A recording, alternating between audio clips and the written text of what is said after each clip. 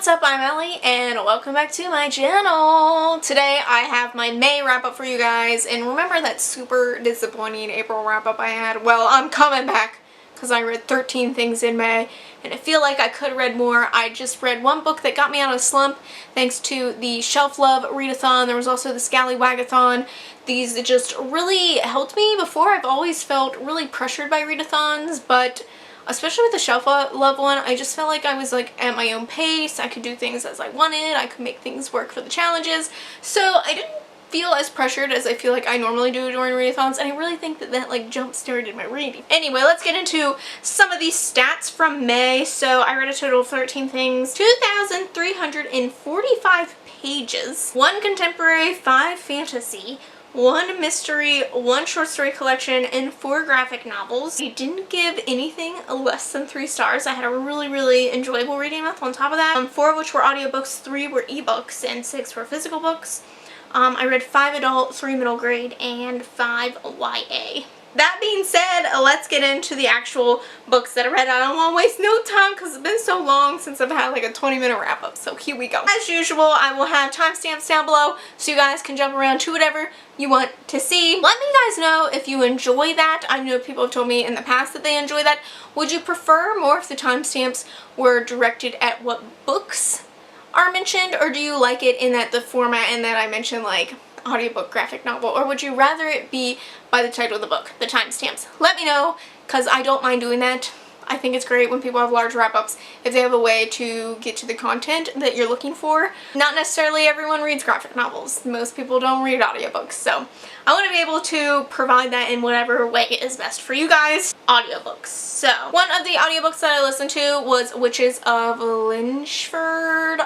This is the first in a series. I mostly picked this out because it was a really short audiobook and I really just wanted one more audiobook to fit in for the month, and I ended up fitting in 2. It takes place in this like small town that's like, town was built around these borders that keep like this magical fae world at bay, and basically the town has kind of forgotten that. There's like, you follow some different points of views, and one of them is kind of one of the people that believe in this magic system meeting where they're talking about how they're gonna like tear down some stuff and make way, and she's like, you cannot do this.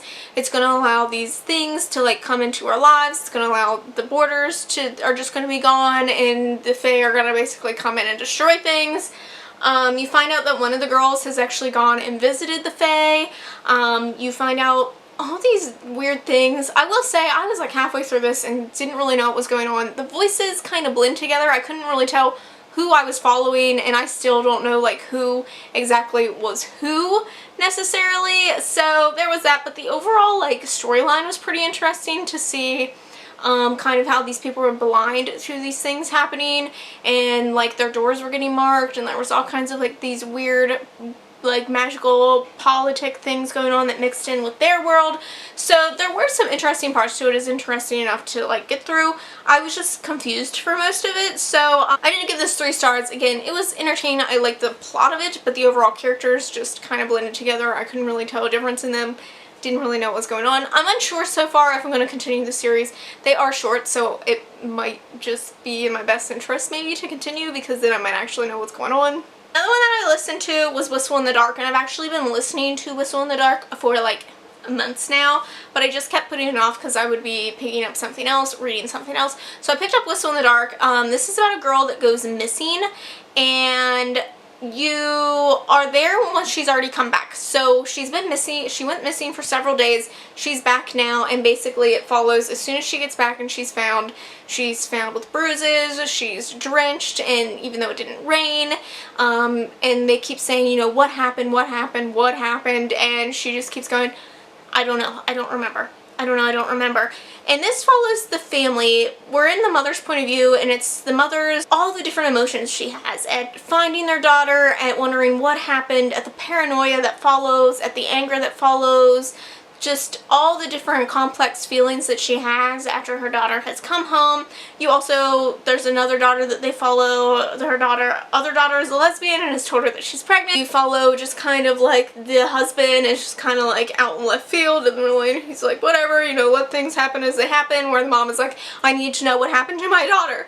So it's kind of trying to figure out what happened. There are hints at a lot of religious aspects, possibly dealing with like Satan and mythology and things like that. So there's a lot of different things popping up. It also deals with like some of the things that the girl has to go through after she's come back, like what the media is saying about her, what people speculate, all the paranoia of her mother.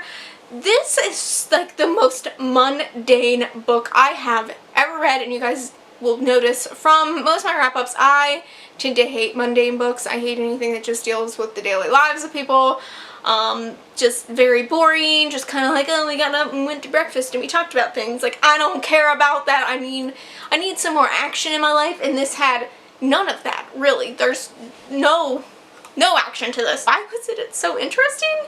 This family is the most realistic family I have ever read. They had conversations that were goofy, they had serious conversations. It just felt like I had become part of their family. I was listening on their games. I was, you know, following along. Like, they're sarcastic with each other. They're goofy. I just loved the family aspect so much. Yes, the overall storyline is quite boring. Nothing is happening, but I just love seeing into their lives and the goofy things that were happening, and I still was hanging on to find out what had happened to the daughter, but I was finding myself falling in love with these characters more than anything, which has never really happened to me when reading like a mystery. I definitely would not call this a thriller. It is not at all thrilling, quite the opposite. So if you prefer slower paced books, this might help. Family-based books, this was really good for that. I will say I was like fully intent on giving this like a really high, like 4.5 rating as I was reading it, and the ending really let me down. I feel like there was no solid conclusion, or the one at least that we got just wasn't good enough for me. After all of this build up, like, you would literally have nothing until that last chapter, and it just wasn't good enough for me.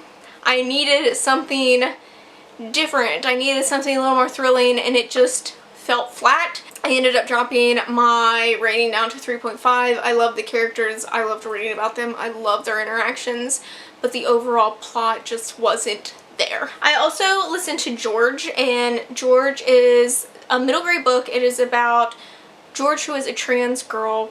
She truly believes that she is a girl, that she was born a girl, but everyone keeps calling her a boy. Even her mother keeps saying what a good boy she is, and she wants people to see her as she is, but she's very scared that she will not be accepted, and so she decides that she wants to be Charlotte in the school's play. So this is about her trying to become Charlotte, and of course the teacher is like, you can't be Charlotte because you're a boy. It's about George really struggling with coming out and finding her identity and finding her voice and being accepted. This is definitely very character driven. There's not very much plot to this. You're definitely in the character's head for most of this, her thoughts and her feelings, and I think this is such an important middle grade book because how many kids realize this as kids and you just don't know it. This was terrifying because the teachers were not understanding, the mother was not always understanding, like the kids were not always understanding. Like, it was a hard, there were parts where I was just like almost in tears because I was like, I'm trying to imagine a kid in this situation and my heart is just breaking. But George it was a very good book. I do believe that this might be own voices. I do know that the author goes by they, that their pronoun is they. And I think that they did a fantastic job writing this. I just thought it was very impactful in a few words that it used because it is a very short book, but I think a very important one too, and one that I would recommend, especially it's LGBTQ month. I feel like we don't have a lot of trans literature out there, trans positive literature, so definitely would recommend. The lack of plot was a little concerning. It didn't always make it for the most interesting book, so I'm giving this a 4 stars, but definitely a very important read. And then the last audiobook is The Girl Who Drank the Moon. I actually buddy read this with Richard, and We loved it. We loved it. It was so good. This is about a magical world, and it is a town that has basically told people for generations that there is a witch, that she hates like the village, that she will take things out on the village, that she will like ruin their crops if they do not give her a sacrifice. So the first baby born on like a certain day has to be given up for a sacrifice. But we follow different characters, and it is about this girl who is left out in the woods, and of course the witch comes along, and she is not about sacrifice at all. She doesn't understand why this town has just been leaving these perfectly healthy babies out in the woods to die. So she's been rescuing the babies, but this one specific baby she accidentally feeds too much of the moon to, and she realizes she will have to raise this baby because this baby is now full of magic. So it's about this baby growing up and all the magical antics that she gets into, and how the witch just can't keep up with her power and the sacrifices that she makes. It's about her mother has been like locked away, and she's got her like her own type of magic, and it's about the boy who realizes the lies that the council has been telling, and kind of trying to figure out things for himself, and realizing that he needs to go find this witch.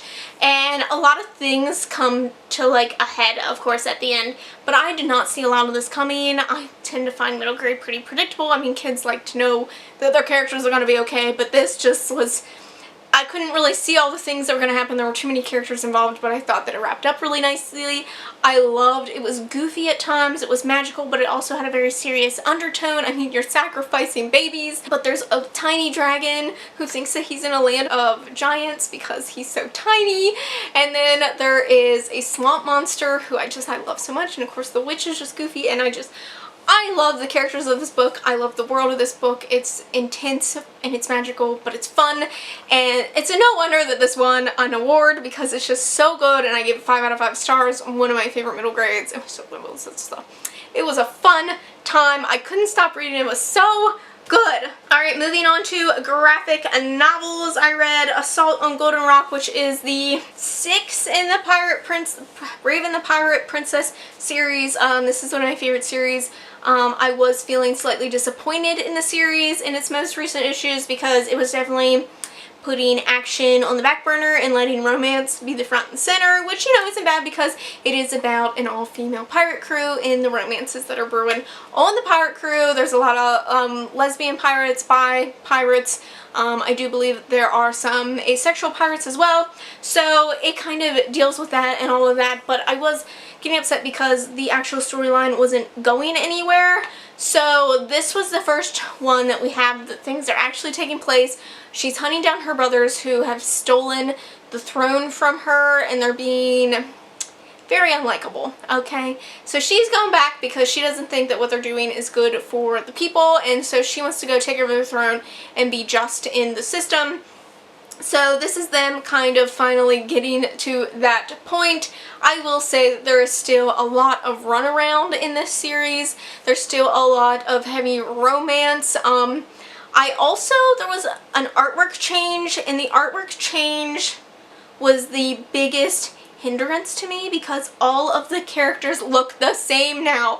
I literally couldn't tell who was talking unless their name was mentioned, because the artwork does not differentiate besides hair color, basically. Like, I could not tell between their facial features. I couldn't tell who was who ever at any given time. So that really messed with me, and it took me a lot out of the story, because I was worried that I wasn't understanding it properly. I didn't know who was talking. There was a lot of characters that kind of were brought to the front that we hadn't really heard from before, so I felt like I didn't really understand where some of their characteristics were coming from.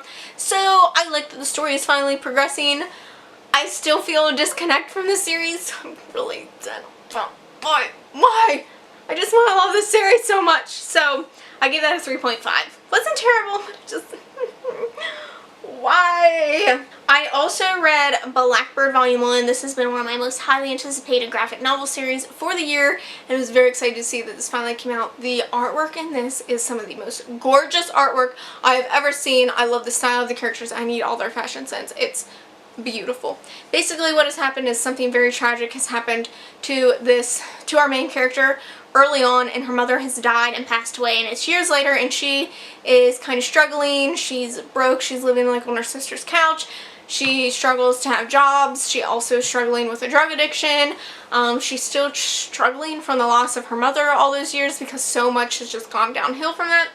And she's also become very obsessed with this like magical society that she swears exists and no one else believes her. That is until her sister is taken by one of these magical creatures, and so she ends up trying to intertwine herself into this magical world, become part of this magic system in order to find her sister. But of course she comes across so much more and so many dark secrets and just all kinds of mayhem. And the overall storyline's pretty cool, but there is a lot of jumping around. Like, you kind of just really have to try to connect those dots somewhere, because sometimes the leap isn't just like from here to here, it's like from here to here. So there were times where I was like flipping back and forth and just trying to like, my mind trying to like fill in all the spaces in order to get to that point. I will also say that the main character is probably the most naive main character of all time. She drove me nuts sometimes. I just wanted to slap her damn self silly. She was being so irresponsible, so rash in so many of her decisions, and like they didn't make sense. Like, she'd be contemplating something in one moment and then the next moment she'd just be jumping into something. Super insta-lovey going on here, like super lust happening right off the bat. Just a lot of things that just like, she just jumps right into everything. She thinks that she's being so smart and so cool and so badass, but she's just not at all, and like that drove me nuts. I need a stronger character than this. Like, she gonna get herself killed. I don't know how she hasn't already, but that was the biggest thing. Like, the artwork is beautiful and I like the world and I like the things going on, but damn girl, get some smarts to ya. Smart up. I gave this also a 3.5. I read Backstagers Volume 3. I was very excited because we've been waiting so long for a new volume of this. It's about an all-boys academy, and it follows the Backstagers, but there is a door that leads down to all these magical things that happen. Sometimes they escape out into the theater and things like that. So I was very excited. I love this. It does have a nail-mail romance in it, so I'm very excited about that. And this kind of let me down. I did not realize that it was going to be like a collection of like mini comics. They're all different art styles, they're all kind of different things, but they're all based around either Valentine's Day or Halloween, and that just isn't what I was looking for. I wish that would have just been like a bonus volume. I hate when graphic novels do that, like they have different artists and stuff collaborate on it. It feels disconnected, it feels like these side stories, it doesn't really add to the storyline for me. I don't care. So I really wish that it just would have been like a bonus kind of volume and we would have gotten a real volume for this, since we waited so long. It just felt like it was kind of rushed and half done, and like they were just like, we just need to get something new out into the world. So I was pretty let down by that. I gave it 3 stars. I really do enjoy the series, but this volume just didn't work for me that much. Then I read the Colossal Magic Nothing, which I believe is the 4th or 5th Rat Queens volume. It's one of them. It's higher up there. I love Rat Queens, but I've been a little nervous to get back into the world. There's been a lot of not so great things said about some of the past creators on the thing, and I do believe that the past 2 volumes at least have been like a reboot of the series, and basically they kind of tried to restart the story from scratch 2 volumes ago, and I've enjoyed it. It's definitely still those like kick-ass women and things like that, and this one was definitely different. We're definitely getting more intense into the storyline. It is a complicated world and sometimes it's hard to follow, but this one just was like, my mind could not comprehend some of the time and space things going on, so this was a little more confusing than the other ones, but it was still very action-packed. I love the characters. I love seeing their relationships, even though like we really delve into the deeper side of their friendships for this one, because they're really contemplating why exactly they're friends in this one. So we get to see more of that, but they're still badass and still fighting things. I still love them. I still really want a Rat Queens tattoo, even though the one creator has kind of ruined that for me, but still. I gave this a 4 out of 5 stars, and I do think the next volume has already come out, so I might have to read that this month because I love that series so much. Middle grade, I read one middle grade, I believe. Oh, The Serpent's Secret, which is this fantasy world. It is based heavily around Indian mythology, and it is in voices, and it is a diverse read, and it is about this girl who kind of just lives in a small town in Jersey, and she's like, you know, I'm normal, whatever, and then all of a sudden these magical creatures show up and kidnap her family. And so she ends up going with these princes, these random princes, into this magical world that never sits still, and there's all kinds of obstacles that come up, of course, when she's trying to find her family, and all kinds of secrets that she learns about herself. And it's very goofy, it's very fun, and it's very action-packed. I really, really liked it. It has a lot of Rick Riordan feels. Definitely that middle grade fantasy, and I loved it. It was so much fun. I flew through it. It was very action-packed. It has a lot to do with like space too, so you get to learn all kinds of cool space facts. So I ended up giving that a 4.5. I really, really enjoyed it. And for a short story collection, I read A Cathedral of Myth and Bone. This is a fantasy-based short story collection. I've really enjoyed Kat Howard's writing. There are stories in this that kind of are based around stories that we kind of know, but a much bigger twist on them, a different twist on them. Like there's one based around like King Arthur and the things that happened there, and it's like a modern retelling of that, and it was so unlike anything that I've ever read. It was so fascinating. And then there was just so many cool things in this. I loved a lot of the stories. Her imagination is just unlike anything else. I could definitely put her up there, I feel like, with Neil Gaiman in the originalness of the stories and the fantasticalness. And it's dark and it's gritty and it's just poetic and it's beautiful, and I absolutely loved it. I gave it a 4.5. It's one of my new favorite short story collections. I loved it so much. I'm really glad I now have a copy because I bought mine from the library because I spilled stuff all through it. I have 3 more things. They're YA, and I loved all of these things so much. So my camera died and I didn't have time, so I've actually gone to work and come back, which is hence why I'm kind of a sweaty mess and why I look different. So let's finish this wrap up because I was not starting from the top. Warrior of the Wild. This is not a Viking book. I don't know why it was originally marketed as a Viking book. It has nothing to do with Vikings whatsoever. It's a fantasy world where there are several different villages and they have to provide something for the god so they are not like smote, whatever. So the girl that we follow, she's actually in the town that is known for like hunting and killing. Her family provides the meat for this god, and she is supposed to be like the best of the best, and she is going to win at her trials. She is the heir, considered to be the best of the best when it comes to fighting. However, something happens. She fails the trial, and therefore she is sent in exile. And whenever people are sent to exile, they're not really exiled, they're given a challenge, but the challenge is considered impossible, so basically they are supposed to die and never come back.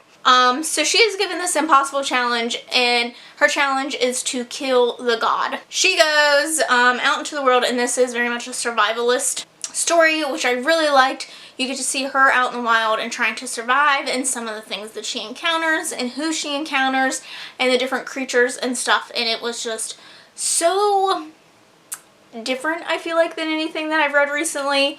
And I just overall just really liked that she was a strong female character. I liked that even though like she was expected to be all these things, that she still wanted to have this girly side and wanted to show that version of herself. I feel like there's something stuck to my lip, I'm sorry. Hearing about the world and the beliefs that they have and the beliefs that she has, which are different than some of the others, and things like that, and it was just really fascinating. I thought it was pretty action-packed. She's always fighting off something. I loved hearing about the creatures in this. Like, it was just so good. I loved it. I flew through it, and I gave it a 4.5 out of 5 stars. I also read Always Never Yours, and for some reason I just became instantly in a contemporary mood, and I saw this and I was like, let's give it a try.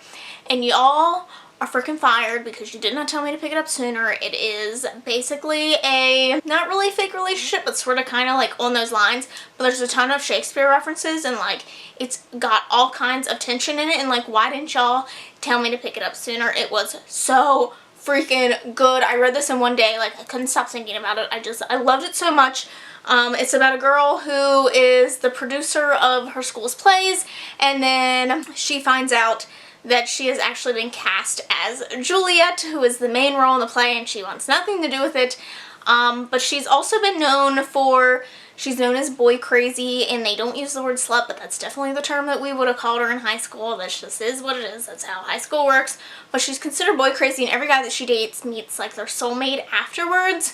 And her ex-boyfriend is now dating her best friend, and she thinks that they're just like perfect together. But she ends up befriending one of the guys that is on the production crew, and she is trying to get him to find her like her next date and things like that. And so they strike up this unlikely friendship, and things just progress from there. But it was so much fun, and I loved it. I loved the romance. It was just so cute, and I just loved it so much. So I give this 5 out of 5 stars. And then the last thing that I have to talk about is Wicked Saints, which is one of my new all-time favorite books. This got me out of like the biggest reading slump of my life. I flew through this. I was tabbing it up. I was so excited to read this, and I know I've seen like some really not so good things about it, but you know what? It was what I needed. I loved it. It was fantastic. Okay. I think it's only from the point of view too, but it technically follows 3 different characters. We follow one character. She is magic in that the gods have graced her with this magic, and she can call upon them to use their magic, and she has been the only known one in like generations, and so the church is trying to protect her from this ongoing war because they're going to need her if they want to win, but she's still in training. So it starts off right off the bat that they have been overrun with the opposite, what would they be? The enemies, basically. It also follows the point of view of the prince of the enemies, and he's also like the war general or whatever, so they listen to him. So he's in charge of them, like trying to find her, and this book is them hunting her down and trying to win this war. So both sides are trying to win this war. The other side is all about blood magic and very dark magic and very destructive magic, whereas her magic she considers more pure. It's you can tell that her magic is more powerful than theirs because theirs requires some sort of sacrifice from themselves, whereas hers is just more devotion and worship. And it was fascinating to see this kind of magic in this world, and I love seeing the different aspects of it and like which each side believed. And basically she ends up teaming up with a group of blood mages in order to escape the one main blood mage that she is running from. But you get both his point of views, and you see what makes the villain the way that he is, and you also get to see into what each side thinks and how they feel, and you really can't pick a side because they're so different. And I just loved it. I thought it was action-packed. I love that there's like this weird romantic tension happening, and I will say the end is like all over the place, but it left on such a cliffhanger, and I just have to know what happens next. And I tabbed the heck out of this. There's just so much stuff that I was just like taking in, and I just loved the world. I loved hearing about the different saints that there were. I would love to have like a little booklet of the saints, all the different saints that there were, all the different gods that she prays to. It was just a fascinating book. I loved it. It's definitely for fans, I would say, of the Grishaverse, because it has a lot of those Russian elements, and there were some parts where I could see one of the main characters kind of is very much like the Darkling. So if you're a fan of the Darkling, you'll probably like this, because you can't help but love the villain. You just can't. You can't help it. And I still am like up and down between whether or not I trust him or not. Like, but I still love him at the end of the day. Like, he's just so good. I ended up giving that 5 out of 5 stars. Absolutely loved it. And I know that apparently I am of unpopular opinion at this point. I don't understand. I don't know. Like, it was so good. I don't wish you all see that I didn't. So those are all the things that I read in May. I hope that you guys have liked this video. Don't forget to subscribe to see future wrap-ups from me. Thanks for watching, and I'll see you in the next one. Bye.